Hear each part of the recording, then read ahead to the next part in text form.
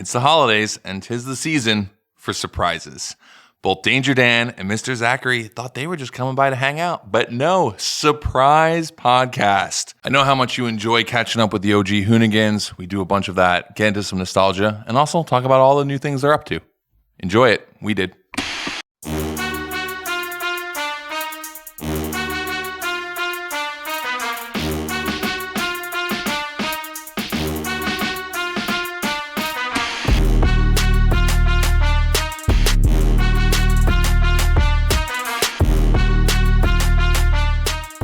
Here we are, guys. Another episode of Very Vehicular, and I have two very good buddies here who didn't know they were going to be on the show together today. It is the holiday special.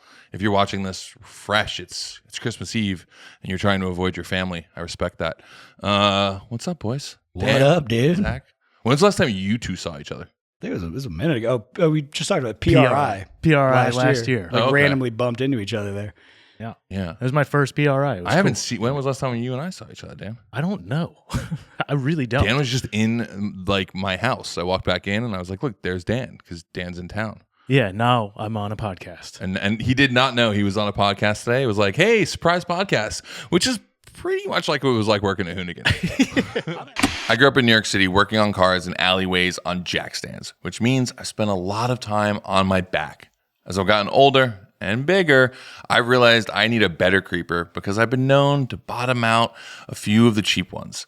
Enter Vyper's man-sized lay-down creeper. As expected, they've got great casters just like their stools. The fabric hammock design is super comfy, and it even has a nice adjustable headrest, which is great for those undercar naps. Check them out, vyperindustrial.com. That's Vyper with a Y. Winter is coming, which for many of us just means snow. And Church Van is so ready, because I got some Toyo Open Country AT3s on there. This is a great off-road tire that also performs really well in the snow. It's got 3D multi-wave sipes and additional lateral grooves, which translates to giving you more traction in both wet and snowy conditions. Plus, it comes with a triple peak mountain snowflake stamp, allowing you to access most chain-only roads during storms.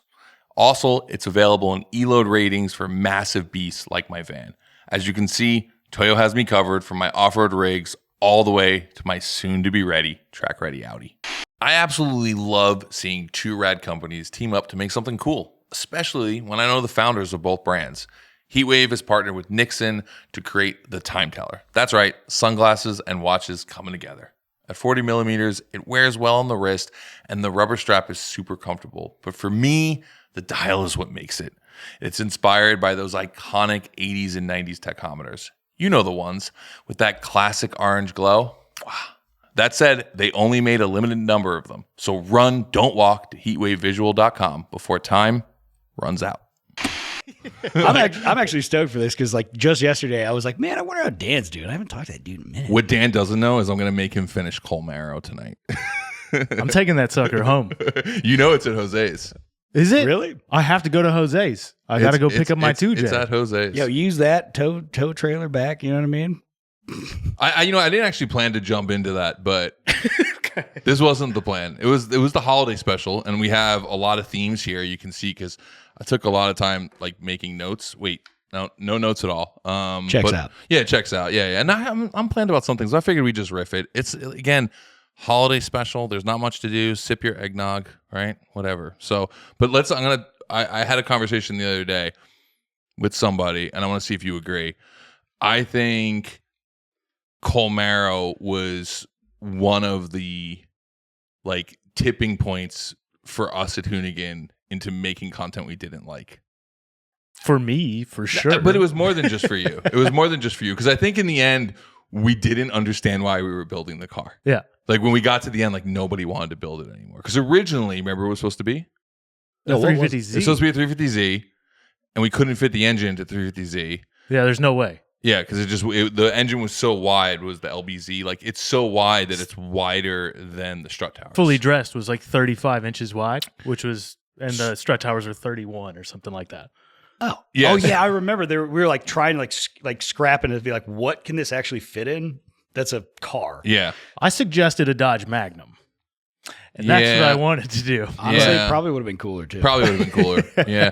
I don't know why at the time we were like, oh, this could be. It was probably because I saw one on Marketplace. Like, let's be honest, that drove a lot of my decisions back We then. just measured some stuff and it worked. Yeah. That's And then- all it was. And then the project started, and I think we were like really excited until it was not easy anymore. And then we just basically closed the door and let Dan and Jose suffer through it. And then it got finished. And I think between that and like the Gale Bank stuff and all that, I think it just burned everybody out. Did a hell of a burnout though. It did one hell of a burnout. It never went faster than 130 miles an hour as for a land speed but car. it would do 130 But it mile would an do hour it would do like burnouts. 160 mile wheel speed burnout. No, Oh, like from so a good. roll, like at whatever speed, it seemed to just like ignite the tires. Yeah, 80 pounds of boost. Didn't matter. Yeah. So I don't know if you know this, but somehow when I was leaving, they gave me that. So like it became like the weird thing in the divorce that they didn't know what to do with it. They had nowhere to store it, and they didn't have a title for it. So they were like, we don't know what to do with this thing. Do you think you can sell it? And I was like, no, but if you need it gone, I'll take it. And then it went to Jose's, and I forgot that it was there until like 3 weeks ago when Vinny sent me a photo of it. He's like, yo, are you going to go get this? But the plan is I want to take that engine out and put it in that F600 I have. And then Jose wants to put an LS back in the Camaro as The it- chassis is as it should be. fantastic. Yeah, exactly. It's got a Like, quick and change. then full and then cage, he wants to go drag Huge race it. winters. Yeah. So anyway, like that's the future plan. indestructible. There's no way you're breaking that with No, anything. absolutely. But we're gonna make an episode about it, and I feel like you need to come back out for that, Dan. Because I feel like It would be like I never even got to finish it. All right, here. Yeah, come on back out. Check it Well, out. I think we're like righting wrongs with it, though. The wrong would be go 200 miles an hour in it. Yeah, Which it could be really easily done with just an LS, to be yeah. honest. Let's go do it with an LS. It's got the gearing. I mean, right. it's Listen, dog, we'll pull the motor out of my Tahoe. You We'll realize just put it in has the that. gearing to go 200 miles an hour, revving to 3,500. Imagine realize- if you rev it to $7,000. You realize I got to go pick up that U-Haul tomorrow, right? There you go. So there's a free LS in there for you. I also feel like it was real shitty to just like be like, hey, man, you've never done any diesel stuff, right? Figure this out. Yeah. So, I think that we were talking. I had this conversation. And I could give it to you guys too. I don't know if you heard the episode with Vinny and Ron, but we did this listing of our favorite builds we ever did. So I'd be kind of interesting to hear you guys on it. So I have this other podcast idea because I don't really like ever doing just one thing. It can never be that easy. So I had this concept. It's called Firing Order. And it's like a listicle creator. So you get a team of people together and then you make a list of the greatest, whatever, right? And everybody brings their own list to the table and then you fight over it. And you basically just a podcast where everyone just argues the whole time. And then at the end you have to make a list. And then the name of the group of people who come in is the rotating assembly. And yes, I'm very fucking proud of that. I appreciate that wink. Yeah. So the rotating assembly firing order. So we did a little test of it in the pilot episode. And we talked about what our 3 favorite builds were of all time at Hoonigan. What were your guys? Like, if you had to list your 3 favorite builds, whether you were involved in them or not. And it was company cars, not personal cars. I mean, mine, like for some weird reason, like Scumbug. Yeah, Scumbug was on my list. But I feel like it was just because it was so fun. Even in like its like first First outing. day. It was also Dan's first week. Yeah. Was Dan it? showed Yes. up, and Dan showed up, barely knew me, met me like once 10 years earlier at a No Star Bash, right? And Oh, that's right. showed up, and we were like, "Hey, we just bought this piece of shit in a." Yeah, and you like basically worked all night to like try to fix as many Can you- I problems. ripped the steering wheel off immediately. Yeah, like, I just went. He was like, I was like, "You think you can get this running, so we can go drive 1,000 miles in Baja?" And he was like, "Sure." That was his first week. After he just finished welding Shark Cart back together because we had just started stripping Shark Cart down. Yeah. So you finished building that, and then he was like, "Look, it runs," and I'm like, "Great, how about working on this?" Well, that's how we met, right? Because we built the tube chassis Well, you car. guys had the Nocturnal Yeah. tube chassis S13. Yeah, Nocturnal Motorworks in St. Louis. Me and my buddy built a tube chassis car. You guys saw that, and you're like, "What the hell is this?" And that's when we had the road course in St. Louis. So it was fast. Yeah. Hey, It's this like guy gate- can do that kind of tube work. You want to do it to a Miata? I love Miatas. I love Yeah. tube work. It worked out. Was that Gateway? Yeah. Yeah, that was cool. The good gateway. Yeah, that was a cool track. That thing ripped out there. So yeah, so Scumbug, what else? Scumbug. I honestly, oddly enough, Shark Cart. Shark Heart was on my list too. So far, you've named 2 of my top 3 on the list. Yeah, and which are not like things that I would normally, it's not really my style, but like they are the most fun we already had or ever had in cars. I feel like I could guess your third, but I'd be interested to hear what you have to say. Oh man, trying to think of the third, man. Trying to think of like what else was built there that was a brand. Do you want me to give you some cars? Oh, well, hold on. If it's brand car, the 3rd gen with the 632 is like that's what I was going to guess, because that's like the you car. Like if there was ever a car that was so you. It was by the way, I'm actively campaigning Hoonigan to let me take and actually fix that on my channel. That would be fantastic. Because yeah, if you're listening to the pod, go tell Hoonigan, give the marrow to Zach to fix. Yeah, that'd be a good one. But those were so those are your 3. So none of those made the top list of the way we did it, but the 632 was on Vinny's list.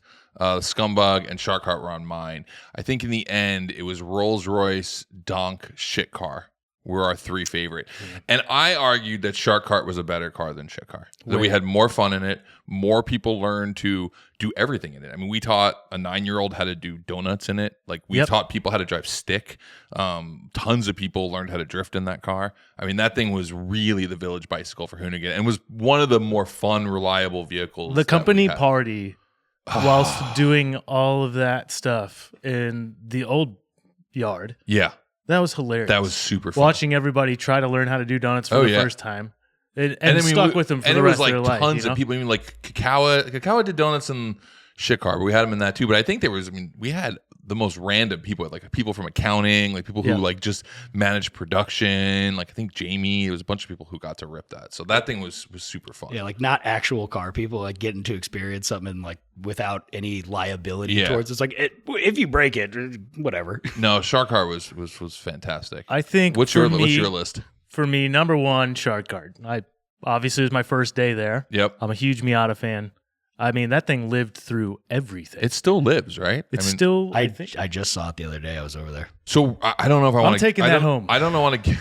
I'm taking that with me. I can't wait to the size vehicle that you're like. I came out. I'm going to buy a 10-foot or rent a 10-foot U-Haul to go home. By the time you're done, you're like, yeah, honey. So I had to pick up an old 7.3 diesel to tow this 3-car home. It be like that sometimes. Ron had a really good idea, which was he wanted to convince Hoonigan. See, this is the game. Everyone just has to convince Hoonigan to give us the cars back so we can all fix them and get them right. But Ron wanted to build Shark Heart into a Gymkhana car to compete on their new Gymkhana grid show. Because that thing would actually rip it. What, all-wheel drive? No, just rear-wheel drive. As a rear-wheel drive car. You don't have to do anything but put new tires on it. Yeah, I think it just has a little negligence and a little neglect. A lot of neglect. Yeah. So, and a lot of us just beating the living shit out of it. I mean, we totaled and pouring beer into the radiator. Basically totaled that G35 by hitting it with Shark Heart. Oh man, you remember the G35? Oh, yeah, that car was sick. Didn't you lose the hood on? Yeah. You popped your hood. You popped your hood cherry with that car. Yeah, I did. We just got painted. Literally just got back. And then we had to do some integration for some like dog, your dog could like rest its head on the window. Then I had Pooch Pal. And so I took it around. I forgot about Pooch Pal. My God. Literally drove it up the street, turned left on Chestnut or whatever that is, and then they were doing road construction. It tore the exhaust off because there was a plate. And so Kyle went to go get it. And then we were like, oh shit, we better get this thing back to the shop, right? Because now it is a open header G35. Yeah. And as we were coming down the road to get down to Golden there, it just like me and Dad were talking, like, and all of a sudden the hood just ejected, and then it hit the walkover pass, like and like I think it got caught on a GoPro too, right? There's a great shot of it. Yeah, there's a bunch of shots of it. That is one of the hardest I've ever laughed in my life, I think. Did you ever lose a hood during the Hoonigan era? No. So I did, because I was driving. I had just gotten the Audi Coupe Quattro running during the beginning of the pandemic. I opened up the door. I pulled the car out, undid the hood pins, checked the oil, closed the hood, didn't clip the pins, started driving down the block, and a gust of wind came up the alleyway, and I just watched the carbon fiber hood flip over, snap, break the corners off the hood. And it was like, I felt like it was a spiritual moment. Yeah. Because at that point, everybody had a hood moment, and we made fun of everybody, and we started talking about like the hurt curse, and I instantly FaceTime Hurt, and he just laughed for like 20 minutes and then hung up. Zach was driving the G35, but I do think it was my fault that came off because the pins weren't in it. Yeah, whatever. It was hilarious. It was funny because it had just gotten this paint job, and then they did like a metal flake roof, and it like shattered the windshield. I forgot about the metal flake roof. Yeah. It scratched the shit out of obviously the hood was messed up, but then like the roof too. It's okay. Then we sent it to Saudi Arabia and it burned to the ground. Yeah. You know the story of that thing coming back in the Sultan of Brunei? Do you know that whole story? No. You know, it seems like no one knows this story because, again, it happened like during lockdowns and like we weren't seeing each other every day. So, did you guys go to Saudi? Yeah, I did. Did you? Okay, so we sent. I was building the Camaro. Oh, sorry. Yeah, nobody else wanted to go, and I was like, "If you give me 20 grand," and they're like, "Cool." I was like, "Should ask." I was like, "Please take me anywhere, Brian." Let me ask. Do I have to install a Duramax to leave? It was basically Hoonigan escape room. It was like Dan can't leave till he finishes this abomination we built. It's just intercooler piping for 90 feet. Wait. No. So the story is so the cars get shipped to Saudi Arabia. We did that car show there. I forget what it was. You and I think Micah and a few other people went. And then the cars get shipped back. And during that period of time, lockdown goes into effect. And this is like the first 2 months when none of us were in the building. I get a phone call and it's like, hey, there's a delivery at the building you have to go accept. It's the cars from Saudi Arabia. And I was like, okay, cool. When the cars were coming back, we told them we don't want the G35 back because it was burned. We're like, you guys can keep it. And they're like, no, we have to send it back because of carne, like for import laws. Otherwise, you're going to have to pay taxes on it. And we were like, what are the taxes? And they're like, oh, well, you guys insured the car for like $75,000. I'm like, why did we do that? So there was like the taxes are on a $75,000 car. I'm like, fine, just ship it back. So car comes. So I get there and there's like an enclosed trailer and they're lowering the enclosed carrier. So like the first car that came off, I think was like Shard Cart, and I forget what else we sent out there. And then all of a sudden, a 1955 yellow Gullwing. It wasn't a Gullwing. It was the convertible version, but it wasn't actually a Gullwing. Yeah, it was. Yeah, it was. Because I remember I went into the shop and I don't think it was, but I'm going to let it go because it's good for the story. I swear to God, because I went into the office, I was like the only person there. I was like, why is this here? So it shows up. I remember it differently, but I don't care. It looks better for the story. So anyway, it was a Gullwing and it was canary yellow. And the guy's like, yeah, this is yours. I'm like, no. He's like, look, I got the list right here. It's this car, a yellow car. This is the yellow car. I'm like, that is not it, but you can leave it here, I guess, but that's not it. So the car gets dropped. I'm like, this is definitely a mistake. And I knew the guy who ran the event. So I like hit him up. And I'm like, hey, man, we just got this car here. Do you have any idea what's going on with this? He's like, no clue, but we'll get it figured out. So like 4 months pass by. And all of a sudden, like one of those no-touch deliveries come. Like when you buy a Bugatti, it shows up in like the glass case and you can see it from the side. One of those show up. And out of the back of it is the burnt G35. Being dumped off because apparently that car belonged to the Sultan of Brunei and it was delivered to his collection here in Los Angeles, and instead they delivered the G35. Yeah, somebody lost their life for that mistake. 100%. 100%. Like it's straight up, and I remember it so because I opened it and I was like, dude, I'm pretty sure this car is worth a lot of money. Why is it here? If this is the worst place, it's something. I called DeMars and I was like, hey, I just want to let you know there's a car in here worth about $4 or $5 million. He's like, the insurance doesn't cover it. I was like, all right, just letting you know. Yeah. Pretty sure there was at one point me doing a burnout on a motorcycle, like right behind that thing. Yeah, because we just stuffed it in the corner of the office. Yeah. So anyway, Shark Cart. Yeah. What's next? Shark Cart. A little tangent, boys. Nothing new. Shark Cart. Man, now that we've gone on a tangent, I would say shit car as well, but before pre-off-road. Yeah, that was That was a mistake. That doesn't count. We were just bored. That was like when you get to the kink level of cars. Yeah, like how many things shit can you car change? was fantastic. SR20 era? I like the SR20. It just wasn't well carried out. Yeah. It could have been sick. Yeah.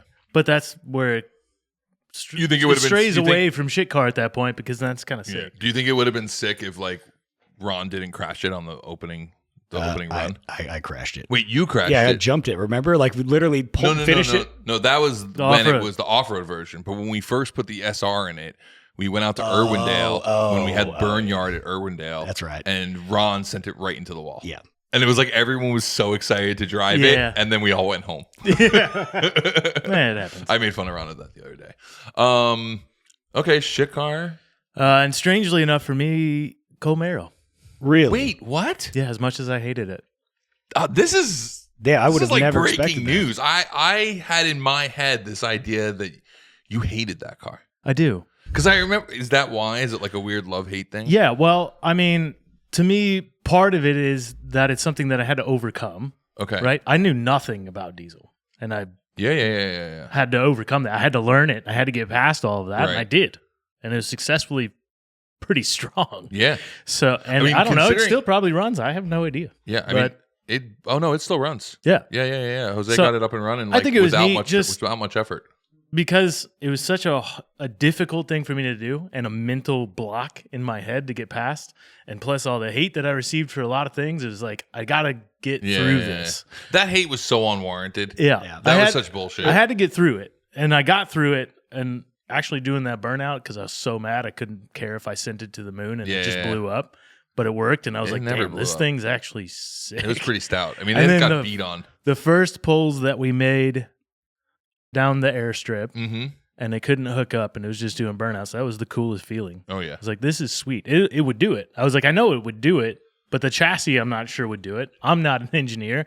I can't go 200 miles an hour. Yeah. I'll put this thing on its lid. But I built the roll cage, and I trusted at 200 miles an hour on its lid. It would have always been cool to have put a big tire on that thing and seen what it could have done just on a drag strip, because like it just didn't hook at all with the way we had it. The set other up. part of it too is like 'Cause it was a rolling start It plan. had to get a roll. Yeah. You couldn't get a start. Yeah. We had to roll into it, and it wouldn't really even start going until about 40, 50 mile an hour. Yeah. Like it wouldn't even But it would grab. still tear the tires right off of it. And as soon as it hit 40 mile an hour, it just blow the tires off. And anywhere from 40, I bet you all the way up to 180 mile an hour, blow the tires off. You know, it's interesting. I would have thought the Knuckle Busters E36 would have been on that list. No, I hated that car. Really? Yeah. Why? Well, I like the fun part of building a car is the roll cage. I didn't do that. Oh, okay. And all the other stuff was a conglomerate of things that I didn't like for a drift car. It's the funny gearing was too tall. The braking sucked. Okay. The car drove like crap. I drove your wife off the course at like 100 mile an hour Yeah, I remember that. Huh. because She's it still was here. wrong. It's okay. She's great. Yeah, it takes a lot more. The brakes didn't work. A lot didn't work. The power delivery was wrong. The rear end gear You know was what's wrong. Ron's favorite car in terms of cars to drive? Like he enjoyed that car the most out of all the cars to rip. Because I think at one point it finally After was working you get well. when you get the right diff combination, that was part of it. Yeah, right. yeah, We're yeah. fighting to get the right gearing. Yeah. The gearing is wrong, and then Do you know what's a crazy the thing? ITBs were weird too. Yeah. And The initial dual intake manifold, dual throttle body setup was definitely weird. But that was obviously what was paying for the project, was like Edelbrock was Right. trying to promote Yeah. that. But I think something to think about that's so crazy is we did that project to try to promote the idea of E36s in drifting, because no one was using E36s. They're so good. But think about it now. Yeah. Like now it's like there's more. I mean, it's like omnipresent. It's like I almost feel like there's more BMWs, 36s and 46s. I feel like than the there drift are tax on anything those else. cars is like The significantly. 36, yes, was but the an 46 M3. is still not. I know that was an M3, and we bought it for $2,000, and we drove it into the shop. I mean, it wasn't great. It was pretty roached, but $2,000 E36 M3, like that doesn't exist anymore. Oh, and then we ruined the it. Knuckle Busters. Yeah, the car. Knuckle Busters car. I was like, not shit car. What are you No, talking shit car was a. It was a like 318. two- no, $200 that was a 328. Was it? Yeah, 318's the short ones. So the 318 Ti, that was The TI is a short one, but there's a 318 that's not. I don't know. I'm not a BMW guy. It's a 318, I believe. It's the 4-cylinder. I thought that was a 328. No, because I guess the Oh. 328 was a 2.8. I guess it is a 1.8. Yeah. Yeah. Yeah, whatever. Yeah, 318. Yeah. I don't know. That thing was sick, though. Yeah. It's a That shame car it's was gone awesome. now. Yeah, we ruined that M3. I don't know. It's cool now, I guess. It got a lot I of drove life. it at Grid Life after it had gotten kind of a rebirth. Yeah. And then I drove it at Vegas Yeah. in the Gymkhana setup, but it was set up for I don't know who, not me, probably you in the seat. And I tried to drive it, and the helmet fell over my head, and I almost fell out of the seat. And I was like, I'm good, actually. I was following Luke Fink in. I was in between Luke and Micah Diaz, and I was like, yeah, this is the most dangerous drifting I have ever done. You know, I got to say, I'm going back to Coalmaro because I almost feel like there's this weird part of the universe that has just like closed up for me now. Because I always sort of felt bad about Coalmaro because I knew midway through the project you were just over it. But we were just in it and we had to finish it. I was over it before it started, to be fair. You were kind of excited about it early on. A little. No, you were excited about it early on. I think once you were done. I think clearly stated I don't know anything about diesel. No, I know that was true. But I think once you got done with the roll cage, you were like, okay, I'm done. Yeah. So that's the easy part to me, right? That fab work stuff is easy. And then you get to the motors, like, I don't know. Yeah, I don't know. It's but still, I think it's cool in the way that I overcame something. And I think that it's cool because it was a really cool motor. Oh, yeah. Like, I kind of want the motor for nothing. I know you're going to take it, but... Well, you can come help me install the F600. Yeah, you can good. I'm good. You sure? You still have that, by the way? Yeah. Okay. Yeah. It's well, the hard part's it's a done. whole.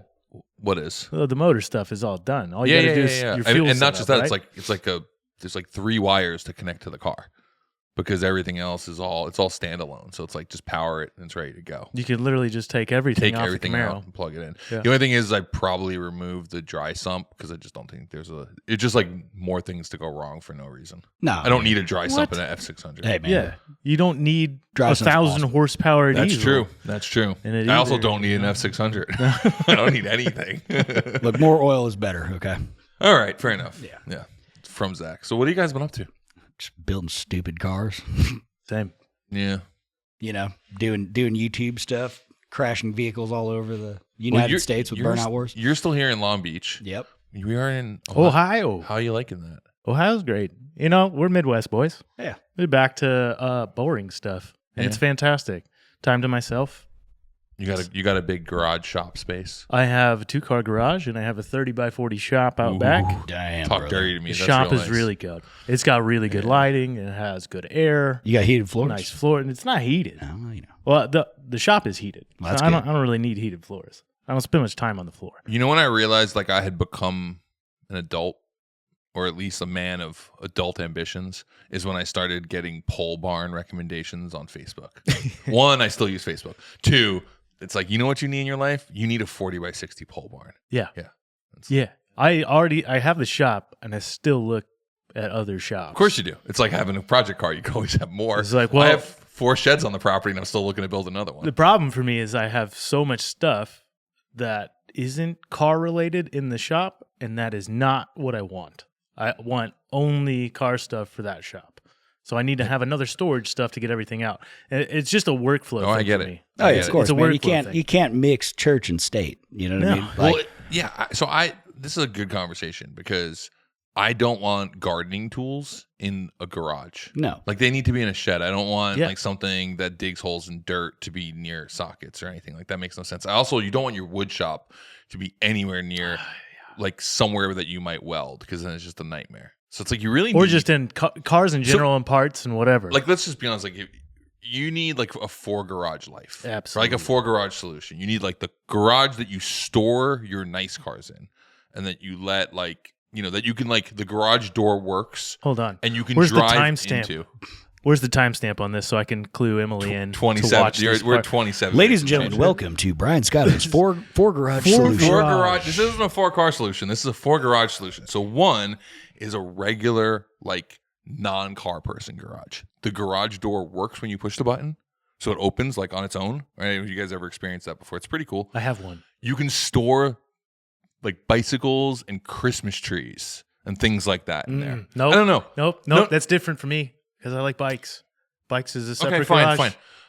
Kids bikes, like that type of stuff. That all goes there. Christmas decorations, Halloween decorations, all of that goes in like a normal pedestrian garage. Then you have like the garage shop, full blown shop. Like this is the where you work on stuff, but let's be honest, there's no room to park a car in it, right? It's mostly just like machine shop stuff and a lift. And then you have another garage, which is where you store your cars and all your parts. And then you have the last garage, which like is probably split into 2 garages. Maybe this is a 5 garage solution where you've got like your farm equipment, you park your tractor, your all that kind of stuff. You illegally store gasoline and tires in there, and then you also have your wood shop separate from that. Gotta have a mezzanine in one of them. I know. There's gotta be a hangout spot. I mean, even like what we're doing right now. I agree. What we're doing right now, you gotta have a spot to hang. Yeah, so a mezzanine that works out in the car area, right, where you're storing the cars. Oh yeah. You can hang out. That's a good one. And look at all this stuff. Full wet bar. Yeah. My dream at the farm is to build like a tall, like 25-foot high, like barn with a mezzanine in it, where the triple stackers put the cars at the height of the mezzanine, so you could like look out and see like 2 cars stacked there, and then across from it have a theater screen so everyone can hang out in the mezzanine and like watch movies. If you really want to get slick with it, you glass in. No, yeah, that's the way to go. Yeah, that's the way to go. Or you have like glassed in like elevator storage, right? So like, when you got real sick shit, it doesn't get like affected by any of the elements inside the storage area, right? Right. Yeah. I'm into that. You don't want anybody coughing on your, you know. You ever think about how different it would be if like we didn't have to share domiciles with women? Like we would just build the craziest places that would make no sense. I would have walked straight past the house. Yeah. Had we just gone there. I pretty much did. I've been going down the rabbit hole of like garage houses, They're basically like a barn dominium, but for like a garage dude. I know. Right? Yeah. And like that's exactly it, where it's like, okay, you got like 6,000 to 8,000 square feet of garage space, and then maybe like, again, mezzanine. Yeah, but it's basically like a glassed in small, maybe 1,500 square feet maximum condo, and that's like your living area. But then you got all this area where you can actually do your things and store them. And it would be fantastic. When I was in my early 20s, when Tron came out, and they do the motorcycle chase scene throughout the whole thing, and he flops in, opens his garage door, which is basically just shipping containers underneath a bridge, and pops in, parks the bike, hops on the side of the couch, turns on the TV. I was like, that's going to be my life. Yeah. Or like Lord of War. I want to do that. Yeah. I think Mike Burrows has a setup like that. I've never actually been to his place, but I'm pretty sure he like lives at his shop, which I think is pretty cool. I went to Jesse Combs' shop, and I thought that was the coolest setup I'd ever seen. You're talking about the one that she got kicked out of that was off the street from ours? Yeah, that one. That was really cool. It was like off 7th Street. Yeah. So just to fill you guys in, it was like, it's a rad spot, but then like apparently the city or the fire marshal came down on her, like, he was like, oh, yeah, this can't be like a work-live solution. And they like, gave her a bunch of shit for it, which it was like really well done. Yeah. She had to take out like the kitchen or something in order to make it. Yeah, I forget what it was in the end. It was so cool. It was up there with one of the coolest places I've ever seen. It was really cool. I remember going to look at it being like, I want that. Yeah. She just had, the garage, you walk in, you have the 2-3 bay garage basically, and then a hallway which is filled with all the coolest stuff that she's done, right? She's got fire suits and leather jackets and all that stuff. And then there's glass doors looking into the living area. But if you're in the living area, which would be the kitchen, then you're looking out and you look down this hallway of all the fire suits and helmets and carnage and stuff that she's had. And then there's the car she's working on in the back. And I was like, man, that is And it cool. was also so nondescript from the outside. Right. Like from the outside, it just looked like a random building. And you walk inside, you're like, this is so cool. Really cool. Yeah. I think like for my, like I like working at night. You guys remember? I would always work at night. And like, that's why I always wanted a place where like my shop was attached to my house, because the worst thing at Hoonigan would be, it'd be 4:30 in the morning and be like, oh, I have to drive home now. Like I got to go home, and I got to get home. I got to shower. Like I'm going to wake up by the time I get to the house, and like then wake up when I shower, where like, if you could just do it and cry. I mean, I definitely slept at Hoonigan a lot back in the day. I was actually just telling somebody the story about this, I think earlier today, but you were in China and we had to do a livery launch for Ken. It was the Troy Lee Designs first one. Yeah, the multicolor one. And it was, you're like, hey man, you might want to get some energy drinks and some food. This is going to be a long night. And so I was back at Hoonigan editing it. And then like, I remember riding my chopper home at like 5:15 in the morning. And like, for those of you that don't live in LA, right? the people that are up at 5:15 trying to get to work, it's basically like gridlock traffic that moves at 95 miles an hour. And so like I remember just almost dying like 3 times on the ride home, just like, oh my God, just absolutely cooked. And it was just like, and that was the point where I'm like, I'm just going to move to Long Beach because I can't keep doing this. And by the way, to a little more information on that traffic, the reason is because there's this sweet spot between 5:15 and 6. There's no traffic, and then all of a sudden at like 6:02, it just completely stops. Yeah. So that morning run these are professional drivers. This is not normal traffic people. Yeah. Like these people, they know how to merge. They know everything at this time of morning. Like they're all just like coffeed up and running. Like you said, 95 miles an hour, 6 feet apart from each other. Oh yeah. You're basically bump drafting. Like, you got guys in like S600s just on the bumper of somebody just like, let's fucking go. Yeah. Which I like. I mean, it's cool, but Yeah. not after a 24-hour day. So anyway, what's are we gonna we talked about making up a theme for this since it is the holidays. You guys got any theme? You got any? What makes this more holiday? Like, what do you want for Christmas, Dan? Silence. Leave me alone. That's where you're at now, Dan. No, I mean, no. Actually, no. I spend a lot of time alone, but no, I for Christmas, I feel content right now. Actually. That's a really good thing to want for Christmas. You're just like, I'm good. I'm good. Yeah. I'm good. I think Emily and I talked about a shared gift, which would be either an espresso machine. Nice. Or, I don't know. For me, it always leads to another car, another bike. Yeah. I saw a really bitchin' 2-mast galleon for sale. It was like a legit pirate ship. And I was like, fuck, that would be so sick. I'm surprised it's taken you this long to get into boating. I feel like I love boats. Yeah. I just, I try to stay away from things that I can't afford, right? Yeah. But like, I like power. I still have a boat. You have a... Does Wait, it the float? little like... I have a Jetstream boat that I still haven't built. Oh, the one that just got delivered The to one that got Hoonigan delivered randomly years ago? one day. Yeah. I thought that was Shout out to scrap. Jetstream. Thanks very much. Yeah. That would be, those would be actually, that looks like it'd be really fun to have something that rips that's that small. You can just blast up a river, maybe like jump a dam that a beaver built. Definitely beaver jumping. Yeah. That's the move. Have you watched any of those videos? Dude, yeah. Fantastic. I talked to Taylor Ray about it. He's about it. Yeah, it seems like everyone who has built one has kind of completely abandoned cars. He's like, it's like drifting, but In a it's boat. way cool. Yeah, it's like And I drifting, don't have to do any work. but apparently it's I don't okay have to to drink change- while you do it. Yeah, and I don't have to change tires. It's a lifestyle. Boating is almost, it's synonymous with, getting about 12, 14 Coors Lights in your system, then, seeing what that thing will do wide open. Do you guys follow the qualified captain on Instagram? Oh, yeah. You do, right? Yeah. That was the only reason I follow it is because Ken was like, this is the best Instagram account. And it's changed now, but for like a good year, all it was people like having failed boat launches at ramps. And like 90% of it is some Escalade like going underwater because people would forget that like once the boat lifts up, the e-brake no longer works because you've taken all the weight off the back of the truck and it like, so I good. always like seeing the guys that had the scores with the guys backing in the boat trailers. Yeah. Do you ever see To put added pressure. I remember my dad flipping out backing a trailer in to drop a boat. I could imagine. And just watch him get worked up was so fun. Yeah.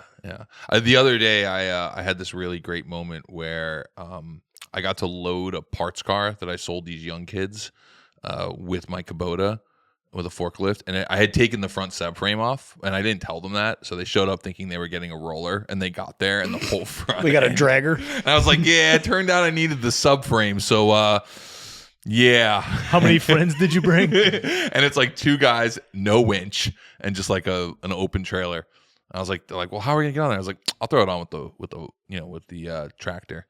And I'll be honest, like, I got kind of lucky, but I did it. Like at first, it took me a second to get it set up, but once I got it set up, like I backed it up, turned it around, put it all the way up, and then dropped it on by just like kind of moving it like a rickshaw, just running it up like that. And the one kid looked at me and was like, "Wow, man, I was really impressed. You've do this a lot." And I had this moment where I was like, I feel like I've now achieved old man wisdom. Validation. Because I remember watching like old dudes back up trailers at like the body shop I worked at and been like, one day I'll be like that. And I had that moment. I was like, Yeah. And then like 15 minutes later, I crashed a tractor into something, but they didn't see it, so it's all good. Yeah. So he left being like, man, that's Scotto. He sure can tractor. I was going to say the most flawless boat ramp drop off I've ever experienced was Ryan Anderson. Dude, just like, hey, man, no problem. Just one shot, dude. Just perfection, effortless. I bet you his son could do the same. I think the Andersons just are built that way. Yeah, I think they're just built that way. By the way, random, while we were filming Gymkhana in Australia, the Andersons just showed up on set because they were down there. Oh, doing a Monster Jam? Just like randomly showed up. And I forget how much I enjoy Ryan Anderson. Like just such a good dude. I enjoy all of them. They're just great people. Dennis, all of them. I mean, as a kid, I loved Gravedigger and Dennis Anderson. And it's of all of the people that I've met in my life, like from, pro like racers to pro snowboarders, like all these cool people who I got to get close to because of what we do. I think Dennis Anderson is the one that like makes me the most giddy because I loved him when I was like, when you meet people that were hero status when you were young, it's so different than meeting other people. Oh yeah. Well, you know what? They have like, I think they all get it from Dennis because Dennis is perfect at it, right? But like, when it comes to somebody that's signing autographs or doing fan work, the interaction, like he's just so flawless. And he just makes everybody feel like family basically, right? And like Ryan's really good at it. Adam's really good at it. Sister's really good. Teeny Man's really good, but they all inherited that ability to like sit there and, sign autographs. Or the other day I sent Ryan a video. I was out in Mooresville and my, actually I was with Chris Clark, right? Okay. And his son was like showing me all his favorite like monster truck toys. And he's like, this is my favorite. And it was Ryan. It was a son of a digger. Right. And I sent him a video of it and he's like, hey, what's that kid's name? So I sent it to him. And then like 20 minutes later, I got like a 3-minute video where I'd be like, hey man, just so you know, like just talking to the kid. I was like, man, that's awesome. Like, you didn't have to do that. I didn't ask him to, that nobody asked him to, but it was like to go that far to just make a kid feel awesome. Oh, yeah. Good people. And that's like probably the best marketing for that stuff too, because it's like children are. Well, you think about it, they do like the most badass stuff. I mean, honestly, the level at which monster trucks are at now is just so different, right? Oh, yeah. Backflips, all this kind of crazy stuff. And they do it for 6-year-olds. Yeah. Right? Like it's probably one of the craziest motorsports and with the youngest audiences. Mm-hmm. Like it's weird if you think about it that way because you think like more people like us would be watching Monster Jam. I mean, I'm into it, but not as into it as my 6-year-old. Yeah. I think that was one of the coolest build biologies we ever did. Oh, yeah. Was having that in there and sitting in there. We had it. And how quickly he pulled that in. Were you there at Irwindale when it was there? Yeah. This is insane. We had that thing in the Burnyard. And at the Compton shop. Yeah, and then watching them like swap a motor in like a couple hours and be like, oh, we're going at it again. Like, dude, you should grenade a motor and then just be like, oh, no, we got this. You guys want to just get lunch real quick? Yeah.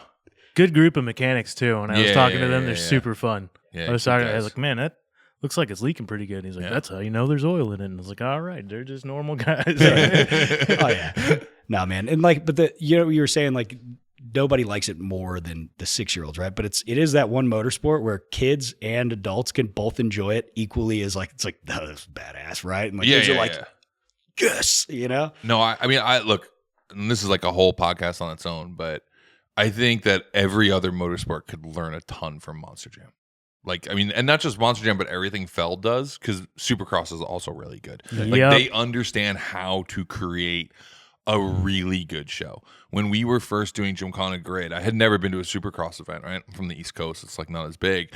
And Ken said, we're putting Grid together and we're talking about it. And Ken was like, I want you to fly out and go to Anaheim 1. Yep, A1. You need to go to A1. You need to see Supercross. You need to understand what a good show is. And he brought out like me and Derek and a bunch of the team. And at first we got there like, oh, whatever. And then like once the show starts, you're like, yeah, these guys understand the entertainment side of motorsports in a way that no one else gets it. Well, that's why, like, also, so, they basically rent out Angel Stadium and they keep dirt there on site, right? So the logistics behind both those shows, now that I have to do shows myself, right? Like, I look at that, I'm like, holy shit, like, it's really smart. They figured out it's cheaper to just like permanently rent like a section of the lot, keep a bunch of shipping containers of dirt there, right? Yeah. And then they basically lay that dirt down and then they have what was it like? They have like 3 Monster Jam events, and they have A1 kind of like, or A1, A1, A2, and 3, right? Yeah. All within like kind of the same stretch of like 6-7 weeks, something like that. But like they pack it out, right? It's full, 60,000 people. They're doing something that the baseball team ain't doing. No. And like it's profitable still, that they can like be like, oh yeah, we'll need Angel Stadium for 2 months, you know? Yeah. Like that can't be cheap. But like it's the logistics behind all that is absolutely insane. And like also the parking lot parties, for the Supercross like parking lot is absolutely stacked. It's like there's a lot of like good looking chicks there too, which is wild that you don't see it at motorsport events. Usually it's just a bunch of dudes, right? Yeah. But it's like, I mean, motorcycles have always had that upside. Yeah, true. But like the parking lot was just a massive party for like 10 hours before the event even happened. Yeah. No, I remember going to the first Supercross event and walking through it, and it was like a truck show in the parking lot. Yeah. Like every truck was dope. It was just a bunch of pre-runners or lifted whatever. And you're like, man, this is a crazy experience to see all that. Yeah. No, they do a really good event. Obviously, they do Monster Jam really good. They need to like pick up imagine if they did drifting, what that would be like. Drift games, maybe? Because I guess Drift Games does a pretty good job. Yeah. Felt, what you need to do is pick up Burnout Wars, because I need pyro, okay? And it's really hard to get those permits. You know, college boy. This roadside story time is brought to you by FCP Euro. I have a confession. I bought another car. But wait, this one runs. Like, it's not a project car. It's actually really good. The previous owner did a lot of maintenance. It's a 1990 Vanagon. It's great, except it's still old. And still old means things still break. The other day, I was driving home, and I saw that, unfortunately, way too familiar blinking light from the dash. It was the coolant light. I pulled over. I checked. Sure enough, I had coolant, which meant the sensor had gone bad. Not an immediate need to fix, but I have too much PTSD on things going wrong with my car. I stare at the light and I think, ooh, is it broken? Maybe it's not broken. Is it overheating? I don't know. I'm not sure. So I just had to fix it. I went on to FCPEuro.com. Sure enough, they had the sensor.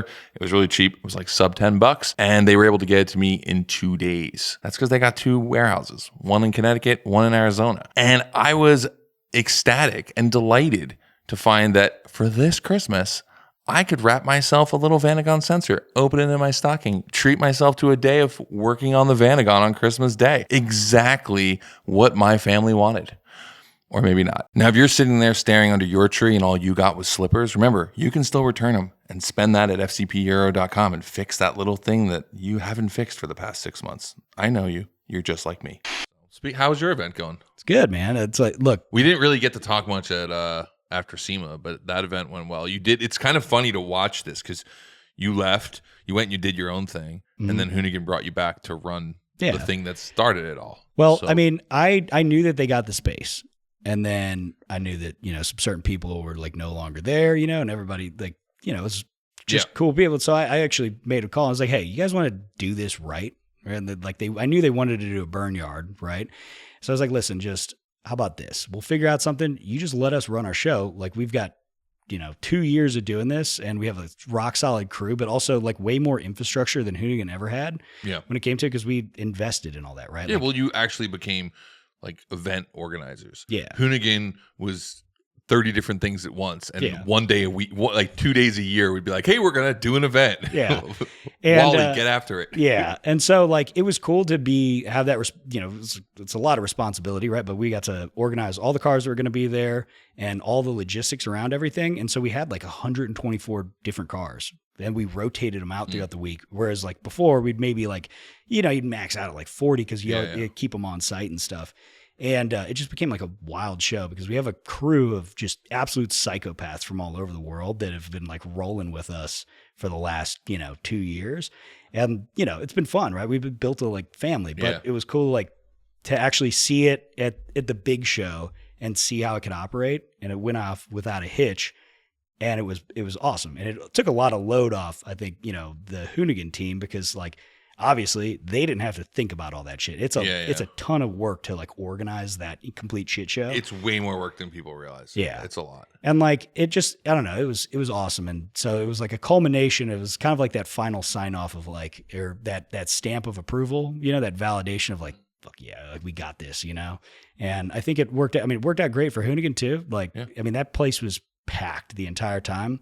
And some absurd percentage of media from SEMA was just the Burnyard, you know? Oh, I know. It was crazy. Like an overwhelming amount of like, heard this from like a couple different sources, but they're like, yeah, it's wild. Cause like most of the shit that people were seeing on social was just all Burnyards, you know, Freddy on fire or whatever. Like the dude, Devin crawling up the container. Didn't expect that one, but like, no, it could have ended really bad. Yeah, but you know, he had it. Before you sent me the video, in my feed was someone standing near the container and it just said, almost died at Burnyard today. It was awesome.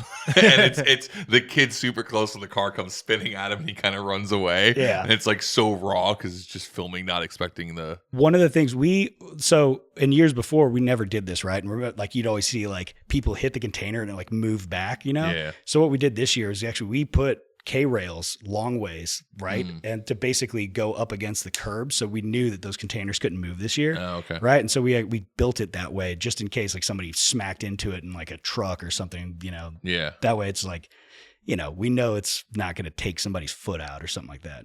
Dan, did you go to Summer of Shred? The first one we ever did at LS Fest? Nope. You were there though. Oh, hell yeah. I actually wasn't because I was on a different job. So like I concepted the whole thing. So we were talking, because this is when Daily Transmission was, you know, doing really well. And I think we had this conversation of like, man, it'd be really cool to do it in front of a live audience. We came up with the idea of Summer of Shred, and you guys went to Holly LS Fest and did that there. And then I remember because you came back and you said to me, Cletus said he's going to do the same exact thing. Yeah. Which is like, he's like, I love this because he was one of our guest drivers was with Leroy, and that was Leroy was new. Yeah. Right. He literally like right after he's like, man, this is sick. He's like, I'm going to steal this. I was like, you should. Yeah. Yeah. Years later. Yeah. You know, now he's got. Like, yeah. I mean, that kind of was a big thing for him. And when I was listening to him talk the other day that the Burnout stuff that he did is the reason that they bought the track, because they started to realize like, ooh, we could build an audience for something to come. But I'm stoked to see you guys do Burnout Wars because you know that it was always my dream for us to take Burnyard on the road. I mean, it was like we did Irwindale, and we did Irwindale every month for 6 months straight. Oh yeah. And we would have kept doing it if the lockdown didn't happen. We did it. Remember we did the event the day before the lockdown came. Yeah. And someone because no one knew what COVID was yet. Yeah. So everyone's like, I don't know. There's this thing. It's COVID. But we weren't even calling it COVID then. It was still coronavirus. And we're like, oh, it's coronavirus. And that kid collapsed in the front row. Do you remember that? Oh yeah. So it was the last Burnyard we ever did at Irwindale. It's a big one. The kid, it was the biggest one we ever had. And the kid collapsed and fell over. And everyone was like, he's got the corona. We're all going to die. We all went over there. We're like, I don't know. What should we do? I don't know. Spray him with hand sanitizer. Let's keep it moving. Yeah. And then he woke up and we're like, all right, more burnouts. Let's go. Let's keep it going. I don't know. Correct me if I'm wrong here, but didn't that thing sell like 10,000 tickets in like less than a day? The last one? The last one was, I don't think it was 10, but I think we did 7,500 something. I mean, it was the largest we could fit for that space. Yeah. So, because technically it wasn't the main, the main area. It was a banger though. It was crazy. That was a crazy night. That was actually, to see Ken whip the Hoonicorn at like full anger in that thing. Like you forget how fast the Hoonicorn is until you see it in a small area that a bunch of other cars were doing stuff in that you thought was cool, and then the Hoonicorn is 3 times the speed. It doesn't make sense. It doesn't make sense. When you see it, I couldn't make sense of it in my brain how fast that was moving. Yeah. And able to change direction. I know. It really it didn't look real. And this is why the Gymkhana films always worked in a way that like the rear-wheel drive films don't work the same, because the speed of the all-wheel drive cars coming out of stuff is just like, you can go do a donut and then be back at 60 miles an hour again in 2 seconds, where it's like harder to do that in the rear-wheel drive cars, and you just don't get the same experience. It's like when you watch that in a small little spot, you're like, oh yeah, that's how that looks really fast. The first year that I was down at Baja when Mason trucks started coming out. Yeah. And I remember being at a corner and just watching. By the way, Mason trucks are the all-wheel drive trucks. Yeah. They were like kind of the guys to pioneer the all-wheel drive trophy truck. Yeah. And I remember just sitting there watching a corner where like 2-wheel drive trucks were coming through, and then I saw a Mason truck come through, and I was like, oh shit, yeah. There's no way that any of these guys are catching up, because they were just like instantly just fully wooded out of it, and they were just shooting out of these corners like slingshots. Oh yeah. I mean, that was what made Ken want to start racing Baja, was like, oh, there's there's an all-wheel drive truck I could move into, like that would be a lot of fun because that was just, his style and how he enjoyed it. So yeah, man. Anyway, but back to Burnyard. Yeah, man, it was cool to see that. So are you guys still doing Burnout Wars? You got how many events you have this year? So we already got 8 on the schedule.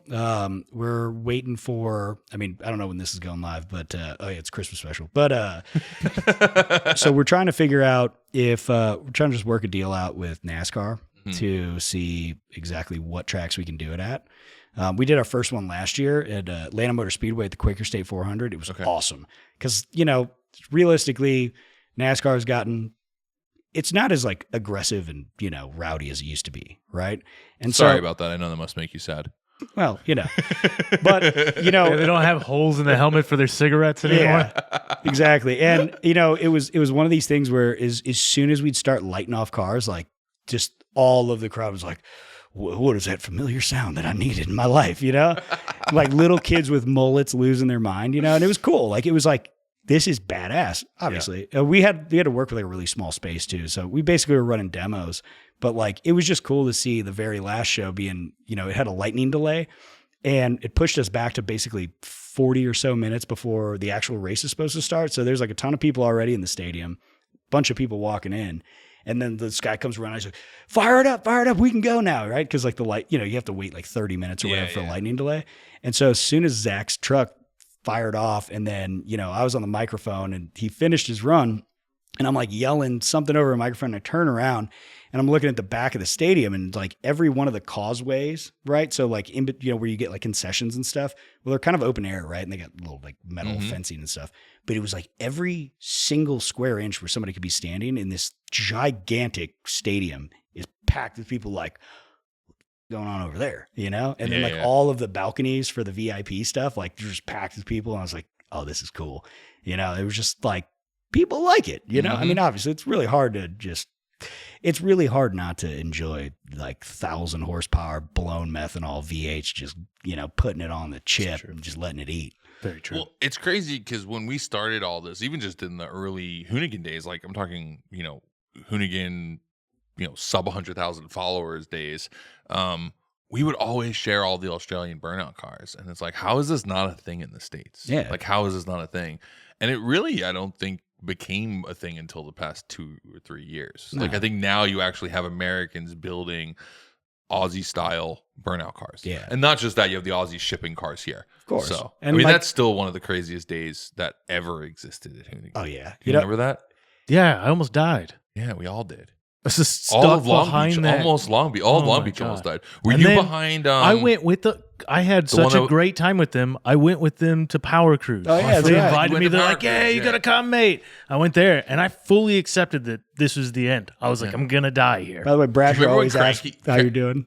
Do you remember Cranky was full of, what was it, full of methanol? Yeah. Remember they just feel like, because the pumps kept going and broke, and it was just like 3 inches of methanol in it. They're like, all right, yeah, we're good. Yeah. Most casual people. Yeah. No, it's funny because like, Mick Brasher was basically on the circuit with us all year this year. Yeah. And like, he always asks about you, by the way. Dude, I will definitely come hang with him. Again, those guys are great people. I mean, that is what got us kicked out of Long Beach. Yeah. But it was worth it. Yeah. It was totally worth it. I rode with Lynchy around Brainerd with no seat belt, no helmet, going like $120, passing cars on the drag strip, completely sideways, no brakes.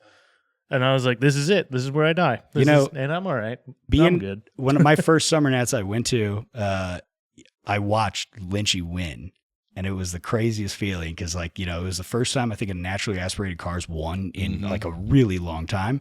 And I feel like he couldn't go into like a better dude because, he's like, Andrew's like a farmer. You know what I mean? Like, and he just like rocks up to burnout events and then drives like a full on psychopath. But I watched this dude do like a 720 into like his tip in was like 1, 2, 3, 4. And then like he went all the way to the exit little area and then like spun it into that and then back. And it was just like, this was wild to watch. And like, we've had him at a bunch of like Burnout Wars events throughout the last year or two. And like, it's just badass to watch it see. But like, that's one of, we're trying to build a sport here. Just kind of like Australia. It's like a actual like real league. sport. Yeah.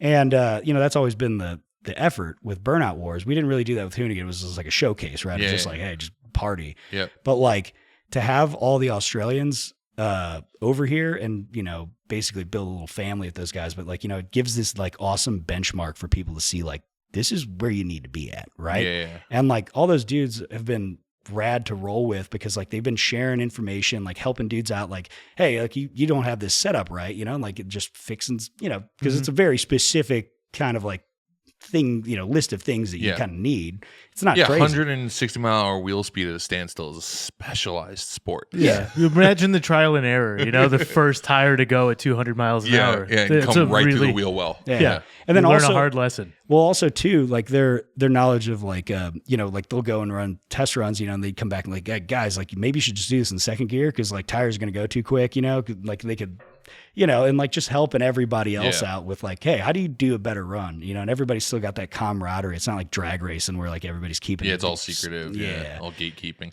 I think the thing that was most impressive to me with those guys when they came to 621 was how much control they had. Because I just figured they just went out willy-nilly and hit stuff and whatever, but they were just like inches off the wall, like totally knew where their car was, like some crazy situational awareness considering they can't see anything. Like once the smoke fills the cabin, like they're just like feeling it all out. It's just braille, and they got it. And then when I was in Australia, we went to Sydney Motorsports Park to test the Brat with Travis, and they have a burnout pit there, like a proper burnout pit.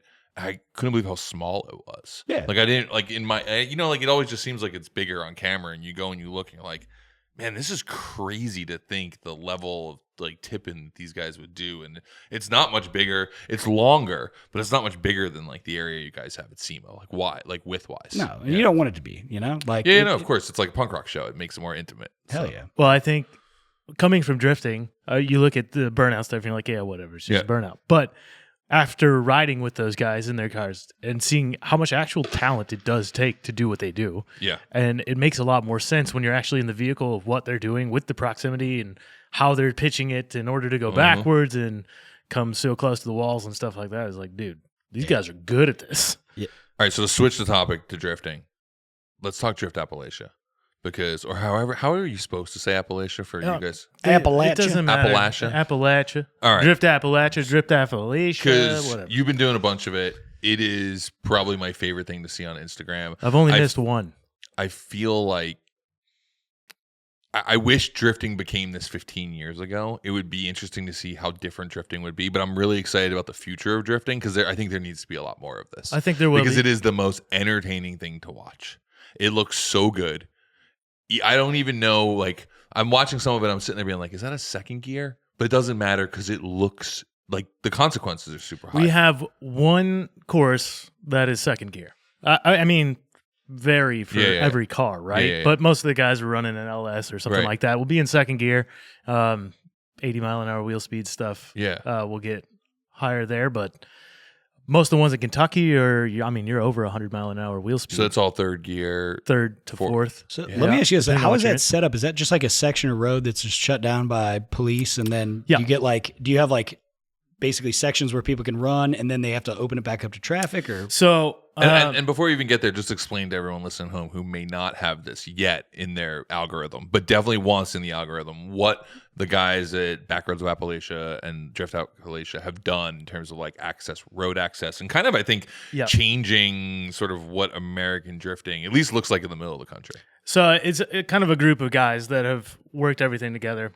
The Drift Group, it's guys from Drift Indy and US Drift, and they have just basically searched for the best roads in Appalachia. Yeah. Able to speak with the communities, work it out with the guys that we can shut down this area of road. We have a nice little tour every single time we go out and we go to the community. We have a nice drive out with all the cars so everybody can see the cars. You can't spectate the event. It's too dangerous. Oh, yeah. Nice. It's something that you definitely would love to spectate, but you can't because it's too dangerous. If you're there, it makes sense. Mm-hmm. And even if you see it in the videos, if you go on Instagram or YouTube, look up Drift Appalachia, whatever it is, and you will be amazed. It is really, really fun to watch. It looks sick because it's like Grand Prix to Formula One is like, this is like the Grand Prix because it's like you're on public roads technically, right? But it's like the craziest twisties through a mountain and you got trees lining everything. It's like just tarmac rally stage spec roads. But it's also the quality, like there's some great drivers who are showing up. But did you see, because I know this, have you seen the Plymouth satellite that runs it? Yeah, dude. Like, it's wild. I was talking to him. Kylie Mack. Yeah, it is such a, like, it's so cool to see that car on those roads. It just feels so. And he's perfect. So cool, calm, collected. He's very consistent. He's one of my favorite drivers to drive with. Yeah. And I was telling you earlier about it. It's fun for me in the Miata to be stuck behind him. You can't see it. But when I'm driving behind Kylie, I always find myself watching his car and not looking at what the fuck I'm actually doing. Because you can't see around it. Not even that. It's just, it's mesmerizing to see that car swinging out there. And when you see it just doesn't make sense, but it totally does. It's like we're in Appalachia.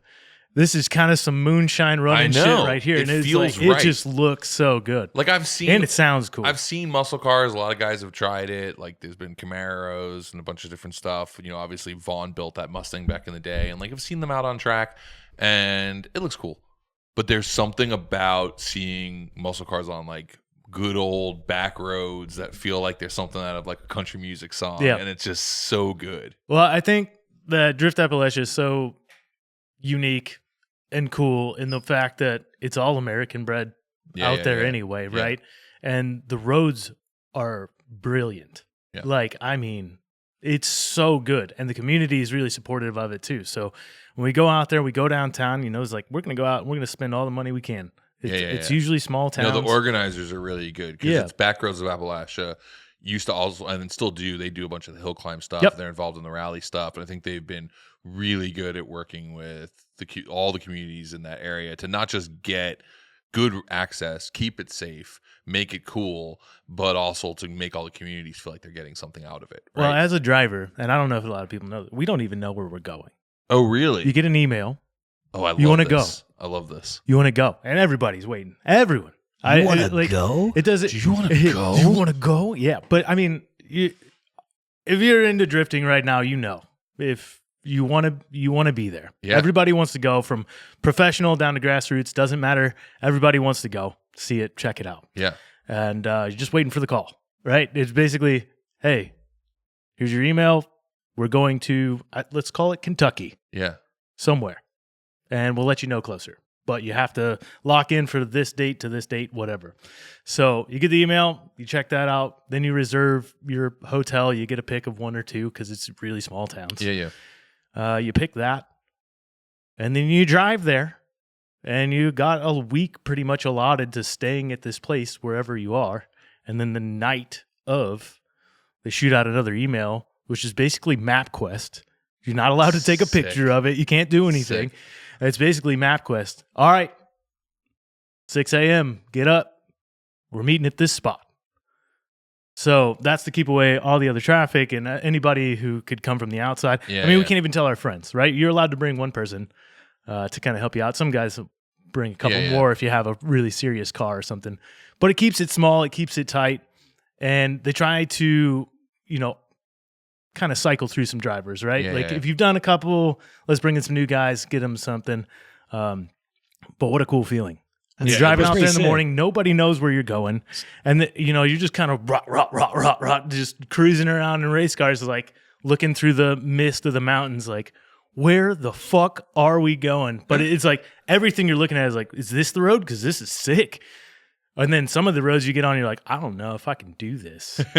And then that ends up being the road. You're driving down it and you drive past and they're like, oh, what'd you think of the drive in? It's like, man, that's pretty neat. Like, well, that's what we're driving today. It's like, fuck. Everybody's looking at each other like, who's going first? Nice. So other than being like an old school rave where you got to like go meet a guy in a park and then get like a map, how do they do the shutdown? So is it actually like police shutdown roads? Yep. Or okay. Yeah. So, it'll be run pretty much, let's call it 9 a.m. to 4 p.m.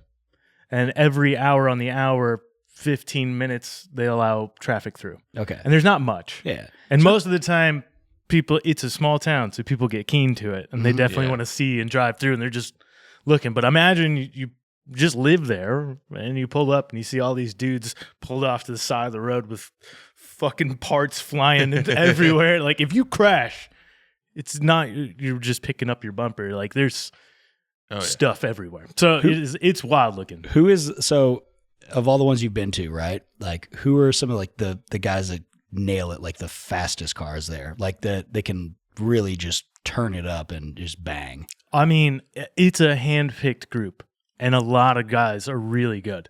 But you see some of the usual suspects that one of my good friends from St. Louis, Andrew Lewis, he's a fast driver. Mm-hmm. He's really fun to chase. I really enjoy chasing him because he'll bring you up a gear.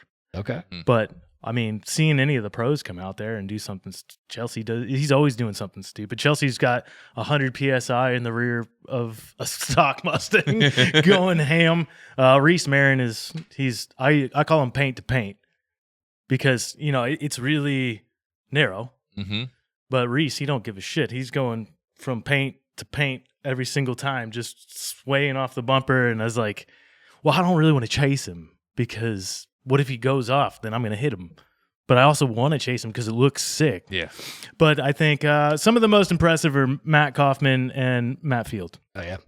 Matt Kaufman does Matt Kaufman stuff on the mountain. You know I how can see that. Like Matt Kaufman at Laguna Seca into turn 1-2. Yeah. It's just, Exactly. But, seeing that on the mountain is something different. And then seeing the C8 this year with Matt Field was, the sound of it just coming through the mountains, he's coming, and then you just can't explain the speed of it. You can see everybody else relatively moving fast. Yeah. You have to. Like, it doesn't matter from 200 to 600 horsepower, you're all kind of moving the same speed. Yeah. You kind of have to. I feel like this is the first thing I've seen in drifting in a long time that's like made me really excited to want to go shoot drifting again. Like when I first met you, the bashes were a lot of fun. Yep. I really enjoyed going to the bashes, and not so much because the driving was top level, but the mood, the vibe was super rad. Whether it was where you guys had No Star Bash, Lone Star Bash, obviously East Coast Bash, right, All Star Bash. It just had like a cool vibe, and it was a really cool era. And then since then, I feel like a lot of stuff kind of moved, to bigger tracks, which is cool, and the Laguna looks like a lot of fun, but it is what it is. Yeah, this is like, man, I could see going out there and just like making a movie. Like it's really good. Yeah. For me, like I really love grid life and all of those things like that, and the bucket list tracks. Yeah, that's something in drifting that I have to do it. Yep, going out to Watkins Glen or what, it's like I have to. Like I just got to do it. But the first time I went out to the mountain, I was hooked. I was like, this is what I've been dreaming of my whole life. I grew up on back roads like this. I did this when I shouldn't have. Yeah. So I really enjoyed that part of it. And I was like, there's a little shithead in me that loves this. Yeah. But also is like, I really pride myself on being a clean driver. Yeah. And not having any mistakes. And that's something I really thrive on out there is like, well, I like to go really fast and just feed me pavement and I'll figure it out. And I think that's a really enjoyable part of drifting that I think I don't really care for at the track. Like, I don't care to really flick it and drag the wall and lose a bumper for no reason. Right, but if it's in the mountain, I'll risk it a little harder. Yeah. And it's kind of weird. Yeah, that setting is like, there's something just mystical about it, like setting's everything, right? And the way it looks is so sick. Like on camera, it looks really badass. So the best is at the end of the day. Once, in the morning, everybody's nervous. Yeah. And some of the guys have never been there before. You're nervous. You're trying to memorize the road and what to do. Everybody's driving fairly far apart or in their own groups. I'm driving with this guy. I'm driving with that guy. But once you get to the end of the day or even on day 2, when everybody's a little bit hungover and starting not to care, but you memorize the road, you're starting to gel with each other. You had the night to talk about what you did. And that's basically one of the most fun parts of it is day 1. Once you're done and you come back, you're like, we survived something. You feel like you came back from war. You're like, who's here? You look around and you're like, he made it through the night. Yeah. But it's no shit. When you drive through the course, sometimes you don't know who's off. You could just see a roof. Oh, yeah. And everybody's still drifting. And we're like, oh, I don't know. And then you get back to the lineup and you're like, who are we missing? But you get back to day 1, from day 1, you're talking about it. And that's when we go hang out with everybody downtown, talk about the day, and everybody kind of collects himself. Day 2, everybody comes out way too hard. Different location or same location? Sometimes they do a different location. Right. But most of the time now it's kind of sticking to the same but one. now confidence is through the roof. Well, when the confidence gets up, day 2, that's when it's like, oh, shit's going down today. Yeah. That's when you get 10 cars out there at the same time. Everybody's just on each other's doors. And it gets loose. It's American toge. Like, I think we've never really had that. I mean, I know there's been a lot of like illegal toge stuff that happens, but this was cool because I think Europe had a version of it where they started drifting a lot of the hill climb events. So you'd see that, especially Eastern Europe, and it was like, man, that looks really cool. Obviously, you don't see as much of it coming out of Japan. Not saying it's not happening, but you're not seeing as much of it coming out of Japan as we did when we were younger. And this is just like, it looks great. It looks awesome. It's one of those things where it makes me, like, if I was watching that as a 20-year-old kid, I'd be like, yep, that's what I want to build a car for. Mm-hmm. Yep, exactly. And I think it's something that people can aspire to. You know, it's like, you have to put in the work to get there. Everybody's watching is basically kind of where it goes. It's like, we're watching for the good drivers who are consistent, because we're all a team out there. Yeah. That's, egos aside, we all have to be a team or we're all going to die. Oh, yeah. So that's kind of it. We're all driving together, and it becomes kind of a family thing out there. It's really interesting. But for you, the cinematography of it, the videos, it's just amazing. I mean, even just the regular, anything that comes out of there, even just iPhone stuff, you're like, that's a killer shot. It all just looks so good. And if you're standing on the side there and you realize, like, shit, that's 300 feet down. Yeah. Don't step back when it gets real close. I like 3 years ago, I started writing a screenplay that I'm actually finishing right now, and it's basically like a story of like a modern moonshine setup. And one of the reasons that I got back into it, I started writing the script before I left Hoonigan, and I got back into writing the script because of watching that. I was like, I got to go film this. Like, this is just so sick. I'll say, so good. Like, I never left drifting. I've been drifting for years, and I love it. And I've always loved it, but it was stagnant for me for a while. I can admit that. And this just jolted it back in. I feel like a little kid. That's why my car's on a rotisserie right now. I was like, I need more. I don't know what it is, but I need more. But if I don't need more, I have the Miata. There you go. So backup car. But I mean, it's breathed the life back into me in drifting, and I full bore. I will never miss one. Hell yeah. If I'm invited, I'm going. We need to see Dan with about 800 horsepower. Dan doesn't even need horsepower. I know. Dan just needs... I know he doesn't need it. It doesn't mean he can't have it. Well, let me tell you what. I just got my motor back, and I think we're going to have at least 800 horsepower. Is this the 1J? It's a 2J. Oh, 2J. Yeah. So fully built 2J. And I'm going to put the squinchel on finally. Oh, I forgot about that. Is it which one do you have? It's an Albin's ST6. Oh, yeah. But it's the big one. It's actually out of a V8 supercar. So I have the V8 supercar setup, which means I have to make kind of a little bit of more modification. Luckily, I think you know a guy who fabricates pretty well. Yeah. Sick. It's kind of hard to get him to do it sometimes. Well, maybe the mountains can breathe life back into Dan. Yeah. Speaking of unfinished projects, how's your truck doing? Which one? I don't know. What do you have nowadays? I'm not even paying attention. So I got my K5 still. That runs great. Makes way more power than it needs to. It's over 100 more horsepower with the new motor setup, and it's like way more aggressive. Right. Just over 100 from what?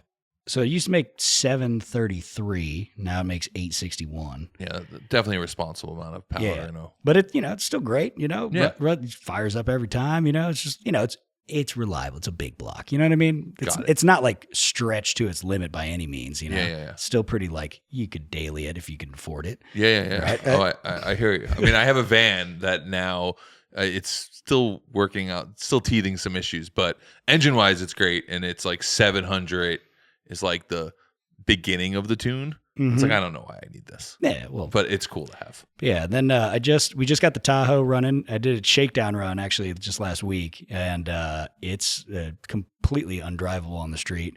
I mean, it's drivable, but it's like as soon as you breathe any throttle onto it, it just blows the drag radials off. So you built that to be a this versus that. Yes, originally. Car. I mean, that was like when this versus that was sort of booming for us. Yeah, and you're like, I'm going to build a TVT car. Yeah. Obviously, a lot has changed since then. Yeah, we all left. TVT is no longer a thing. So what is it now? Is it still just a drag car, or is it going to become? So I wanted because I built it to do like drag and drive stuff, and it was like real fast, and then we just nuked everything. And then once we started doing Burnout Wars, I was like, well, I've always wanted a big like 8 1071, whatever, like sticking through the hood on something. So I was like, let's just, I'll build it for burnouts, but like I kept the 4-wheel drive system, right? Because 4-wheel drive burnouts look way sicker. Who had that red Chevy pickup truck that was all-wheel drive at? Oh, that thing was ripping. Dude, that thing eats. It was just cool to watch center access donuts in a pickup truck in full size. And a relatively like simple setup. I mean, like same basically front diff and stuff that I run and transfer case. It rips. So, but yeah, built like a, blown 427 for it. And, it's like way too race car now. It was supposed to stick kind of like, it was supposed to like toe the line of like street car. But now it's like just shaking it down. I was like, I have to have a race seat in this thing because like there's no way. Like, what's in there now? Like a bench or something? No, like a big comfy leather GM. A Barca Lounger, but basically like a but yeah, it's rad. So Soupy's actually going to finish up the wiring on it this week, and actually tomorrow he's going to take it over to his shop, and then we can actually finally dyno it. We took it to the dyno before SEMA, and then we're having some problems with the trans controller communicating with the transmission, so we had to break it in. Only had like first and second gear, and it just for some reason wouldn't shift up. We got that figured out, and so yeah, like I'm excited to see what kind of power it actually puts down. But like seat of the pants dyno, it's definitely making over 1,000 foot-pounds of the tire, like effortlessly. So that's rad. Completely unnecessary. And then the turbo Escalade, I gotta. I forgot that you. I thought that was supposed to be Mike's. It is, but he has the title. I gave it to him, but like he had nowhere to store it, and I was like, I let's just do something stupid with it. And Chris Clark, whatever. Anyway, like I was like, hey, you know what? Summit's got this like turbo kits that they're making now. Like, let's just do like a budget build to see if we can make 600 wheel for less than $6,000 all in with the cost of the car. So it was like completely stock motor. I wound up putting my spare trans for the Tahoe in it, right? So that obviously would blow the budget way out of the water, but I figured like, you know what, that 4L65 would have just nuked itself like instantly, right? Yeah. So this is like Monster Garage rules. Like it's a $5,000 budget, but Jesse just gave you a $20,000 transmission, so you're fine now. But dude, that thing eats, and it's so stupid how well. Like it pisses me off because like it is a 300,000 mile stock LQ9 with a turbo on it, giant injectors, and like 2 fuel pumps and just bigger fuel lines. That's it, and a tune, right? HP tuners, whatever. And like it made 895 foot-pounds of torque on the dyno. Like we were like, how is this not just throwing a rod out the? They're always the ones. Those are always the ones. Is just try not to build power, and then you build power. Yeah. Like Ron was like, I'm going to build a 400 horsepower Evo, and somehow he built an 850 horsepower Evo. He was like, I wasn't trying to make that power. Meanwhile, everyone else I know is like, we're going to make 1,000 horsepower, and it's like 727. Yeah. Like what? I thought it was 1,000. You're like, I don't know. Didn't work out that way. Yeah. When you don't try, it just comes easier. Yeah, but I will say the compression on that motor is so I could turn it over with a 3/8 ratchet with all the spark plugs in it, and like the power curve looks like a bell curve. So like you cram a bunch of boost into it, and like it'll make the power, but then it starts like teeing off, like whatever. But fun. It was fun for doing multi-block long burnouts and stuff. Yeah. And we Ron had designed those spinners, those Cuban link gold spinners, and put those on it. That was fun, But I smoked the transmission in it. Because as happens. We welded the diff because it basically, the diff said no more after, You don't have to explain to either of us why you welded the diff. You can keep going. But then we didn't do it right? Like, so basically we caused a bunch of binding in the rear end. So it was like trying to drag a boat, right? And then, driving it around, doing a couple more multi-block long burnouts with it because, that's what it's for. Might have got that trans up to about 500 degrees, which not good in the world of transmissions. So that happened. So I got to pull that thing out. So that's really the only truck that's not running right now. You still got the Corvette? Still, got the second one. I had that Grand Sport for a while. I sold that to Freddie LSX. Okay. And then I wound up, I missed it a lot, and I found this like impossible deal on a Z06 in Florida. Oh, okay. And then Z06 is a move. Yeah, I love that. It's one of the Z06 changed my mind about Corvettes. Yeah. It's one of those cars when it's a C6? Yeah. C6 C6. Z06 I think is one of the greatest cars. It's great. It's fantastic. It's perfect. Like, because it's It not revs, it's Yeah. fun to drive, it handles really well. You could take it stock to the track and rip. Like, it's like, fun. I will say though, it's an earlier one, so like it doesn't have like all the heat and sound insulation. Yeah. So like the center console, if you put your phone in it, it will like go into limp mode. Like the phone will be like overheating because it gets like 1 billion degrees in the torque tube area. I'll tell you a quick story on that. When it first came out, it wasn't even available for sale at the dealership yet. GM gave me one when I was at Rides Magazine. And you know the Bull Run rally? Yeah. So it was like Goldberg's thing, right? Yeah. It was kind of like Temu Gumball Rally. And we did New York to LA. Mm-hmm. And I was still like an absolute shithead at that point in my life. And we were cruising through Utah for like, I don't know, like 2 hours at over 150. And we got to the hotel that night, and I went to go take my luggage out, and it had melted to the carpet in the back. Yeah. Yeah. Like the actual like plastic from the luggage had just melted into the carpet because it got so hot. Yeah, similar story. Yeah. When I bought that in Florida, right? And Shannon from Hobby Shop Garage had like he picked it up and like stored it for me until I like could fly there.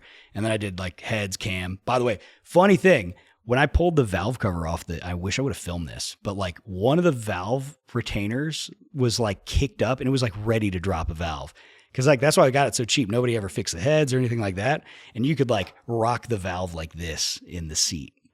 Yeah, probably not good. But yeah, I did the heads, cam stuff, and then did Burnout Wars in Orlando. And then I drove it from Orlando to Houston, and I did it in like 8 hours, right? Which is like Common. Yeah. And that's with 3 gas stops, right? So that was like a, pretty consistent 155-ish, cruise control. It got great gas mileage. Yeah. Like, I left really early in the morning and then, and like, dude, that thing was getting like 19 miles to the gallon, even with a cam. Like, well, that's 6 gear. Like it would do like 30 miles to a gallon. Does cruise control work at 150? Yes, it does. Interesting. It's an early, it's an 07. So, they didn't have all the bullshit controls. Keep pressing the plus. It's a T56 car. And so the gearing's so long, like with the cam, like, you can't even use 6 gear until I'm in like 90, and then like at 150, it's at like 2,400 RPM, so it's like, it's so wide. Yeah, it's a great car. I absolutely love those. I never liked Vets. I didn't either, but that car made me change my mind. And now I gotta say, man, like slammed kitted C5s on cool wheels, I'm into. I didn't saw get one on 3 I Spokes didn't get the to other finish day. my sentence. Oh, I never okay. liked him, but I did get to drift one, and then I was really mad at the last 10 to 15 years of my life I spent fucking building shit cars. And that thing just works. Yeah, you put coilovers on it. Okay, you're done. Yeah. I mean, look, for the money, right? Like a C6 Z06 is basically unbeatable for the dollar amount. Like, so I got mine for like 30 grand, right? Which is like that's super low, right? But for like that, you could get them still for like $40,000. You could get a pretty nice one. That's like owned by a guy with New Balances. Yeah, basically, and like they are like you can't match that level of performance for that dollar amount, and it's like it's a sick as fuck starting point, right? You don't even have to like coilovers makes it way better, but you could just drop it down on the what are those things called? Because it's got the transverse leaf springs, so you just put the stops all the way down and it dumps it. Carriage suspension. Yeah, exactly. And like, dude. Yeah, like, they didn't change much. It works. It works enough. It's not the best. It's a fun car to drive. You know what though? It's numb. It's kind of boring. In drifting. Oh, okay. In drifting. Okay. Sorry. The trick, clarify. The crazy thing, I had never driven one with a stock shifter, and then that one it was all stock, right? And I was like, what the fuck is this? It felt so sloppy and gross. And like the moment I changed the shifter, just like the shifter alone was like, oh, it feels way tight. Like everything just felt so much better. So I will say shifter definitely helps. Probably, fresher suspension too. Yeah, whatever. Yeah.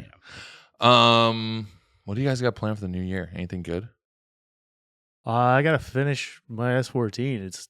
It's really not close. Yeah, I saw the photo of it. It looks as far from finished as it could possibly. It's like an afternoon. It's getting further away. Yeah, every time I work on it, it gets further away from being done. Take it from someone who's been there. It won't be bad. Sell it. It won't be bad. I mean, for me, I've always wanted a race car. I want to build myself a race car. So I'm taking my time a little bit. Yeah, that's fine. I ran out of budget and then. Are you making content about this? Yes. Yeah. Well, I mean. I only say it like that because the other day I got to work on something and not use a camera while I was doing it. I'm like, wow, this is so nice. Well, that's why it pleasant. sits where it is right now. Because I was making content about it. Yeah. And I felt bad about it for a long time. And then I built basically the same setup for one of my friends with no cameras. And it was great. And it was went great. super And it was fast. fantastic. And I was like, whoa, there's no reason I can't do this myself because I literally just did it. That's so how that I'm going to works. do that and just kind of leave something on in the background. Just live stream it. Just, just do I'll a full explain live what stream. happened. Just be like, I just want to show people what I've done. And I would really just more like to show it off as I'm driving this season in Drift Appalachia and Drift Indy GP. Sounds like fun. Hell yeah. Grid Life 2 this year? We'll see. Yeah. If you Like get done. I said, I mean, I love the big tracks, they're bucket list things, but if there's a mountain anywhere near it, nah. I don't care what it is. Don't invite me to anything unless it's the mountain.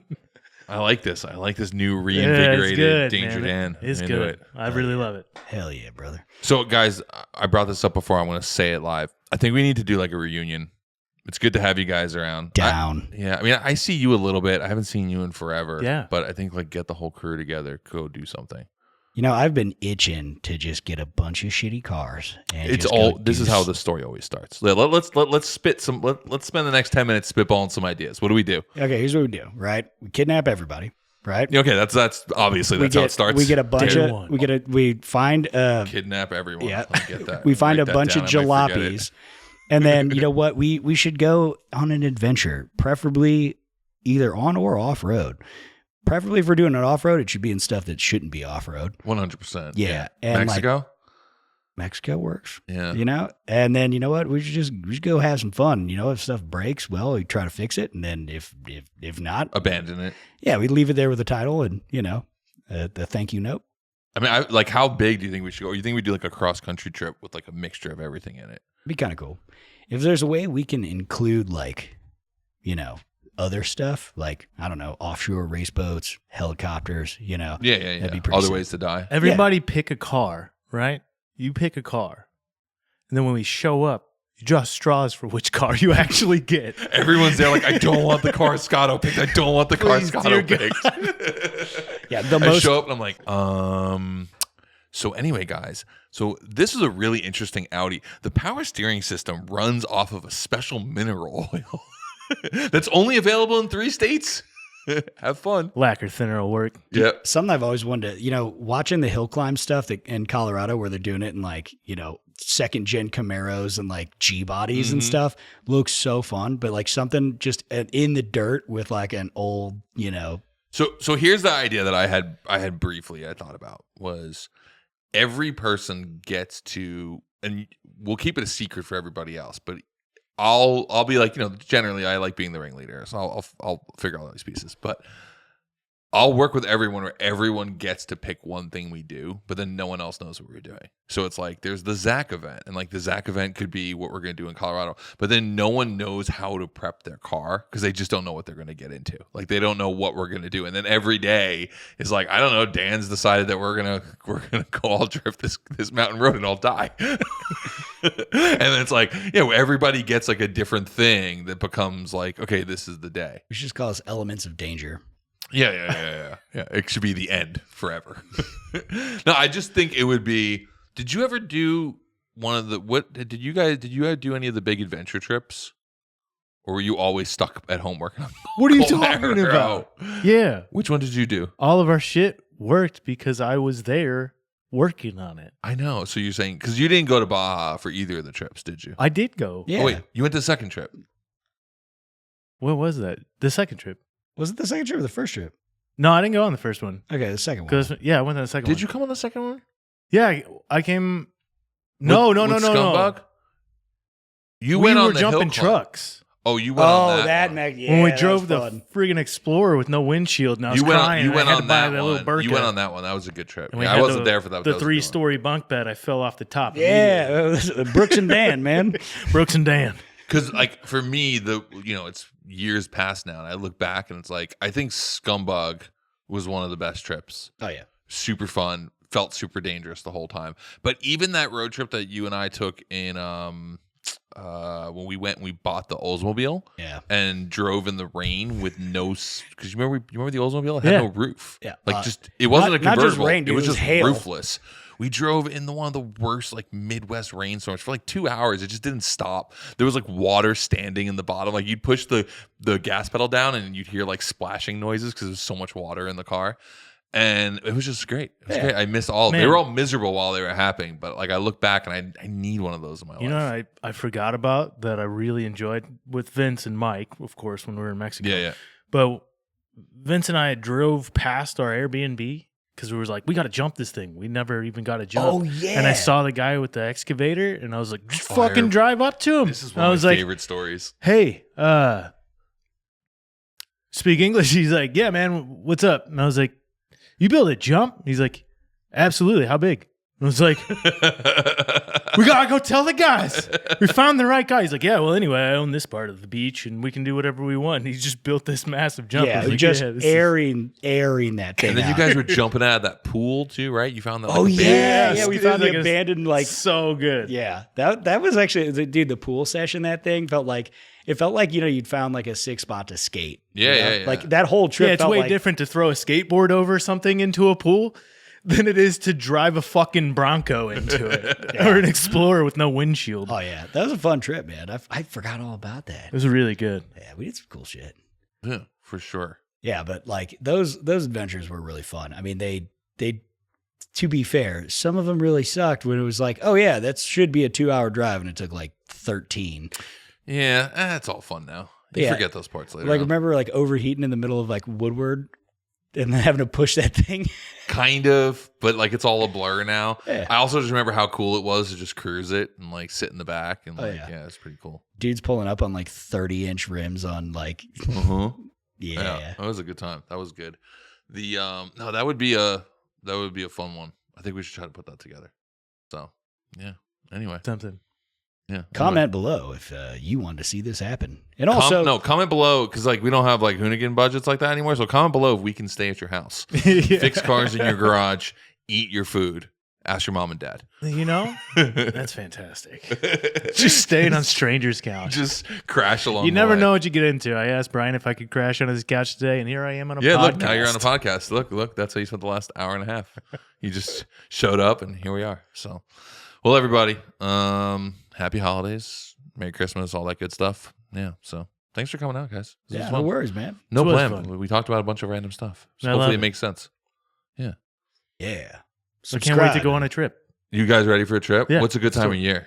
Probably when it's Today. really hot Let's go tomorrow. or really cold. Tomorrow. Not like Don't even not hash it out. temperate. It's just, no plan. Don't even hash it out. Just No go. plan. We'll pick up Just like Vinny we on the used way to. out, and then we'll go Just- get hurt. Just text. Yeah, just text somebody. We'll pick No, you up. remember, we're not texting anybody. It's kidnapping. Is It's where we started. kidnapping. You We forgot just- to write oh, it down. right. First rule of adventures was just gosh. kidnapping. Already forgot. Mid-January, we'll start in the mountains. Yeah, and then just basically we could just scroll through. We could just scroll my marketplace saves and just hit something and just see what we get. If this is the last episode of this podcast, you know what. You know where to happened. find us in a junkyard in Idaho, trying to figure In out. someone else's basement that we don't know. Oh boys. Anyway, thank you very much, guys, for coming on. It's good to see you both, and yeah, Thanks for having us. Yeah, man. see ya.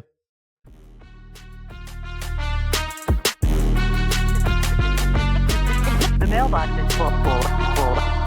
The mailbox is full. The mailbox is full and cannot accept any messages at this time. Goodbye. Goodbye. Goodbye. This is a special thanks to all of you who not only watched all the way to the end, but helped make Very Vehicular a massive success already this year. Thank you very much from all of us here at the show. Happy holidays. We'll see you next year.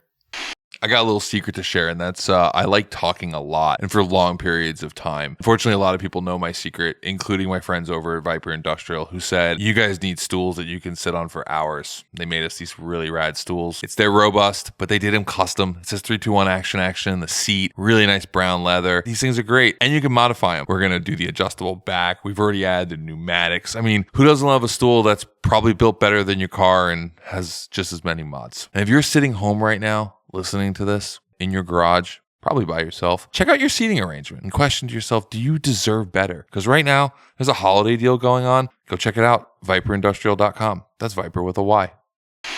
At SEMA this year, I hit up the Toyo Tread Pass, which is the best collection of builds at the show, period. And while I went there initially to see the cars, I was really stoked to see that they'll be releasing a brand new tire that I know is going to make you track rats happy. It's the Proxys Sport R, a new extreme performance track day tire, and it checks that 200 treadwear box. Those of you who actually race your cars know why that matters. This super grippy tire is set to drop next year, coming in over 50 sizes, covering 13 to 21 inch wheels. Well, that's right. Whether you drive a Mark 1 Rabbit or a GT3 RS, the Sport R will fit the bill. And as you know, I've rocked Toyos forever. I got them on all my cars and trucks. Typically on set, I can't wear sunglasses. Why? Because I'm often looking at a screen. And a lot of times it's hard to really see what's going on if my lenses are too dark. But Heatwave fixed that problem. These new photochromics, they adjust from almost clear to a pretty dark tint depending on the sun, which is great because when I was in Australia filming Gymkhana, it was one really bright, especially in the Outback. And there's also a ton of flies out there. These prevented them from getting into my eyes. I don't actually understand how the technology works. They told me it's wizardry. I believe them. You should too.